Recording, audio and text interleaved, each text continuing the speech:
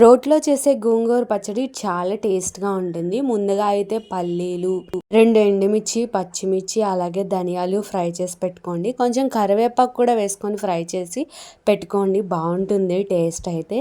దీంట్లో కొంచెం జీలకర్ర, వెల్లుల్లిపాయలు, రాళ్ళుప్పు వేసుకొని ఇప్పుడు రోట్లో వేసుకొని దంచుకుంటామే అన్నమాట.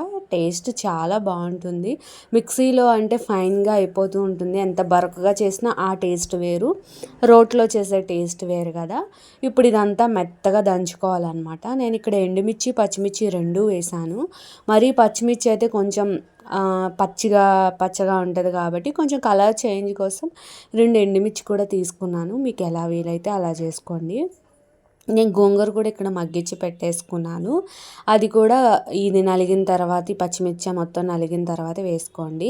ఇది కూడా కొట్టేసుకున్నాను, చక్కగా నలిగిపోయింది. ఇక ఫైనల్గా అయితే ఉల్లిపాయలు వేసుకోండి. చాలా బాగుంటాయి గోంగూర పచ్చళ్ళలో ఉల్లిపాయలు. టేస్ట్ అయితే చాలా చాలా బాగా వచ్చింది. మీరు కూడా ఒకసారి ఇలా ట్రై చేయండి. వీడియో నచ్చితే లైక్ చేయండి, నా ఛానల్ని సబ్స్క్రైబ్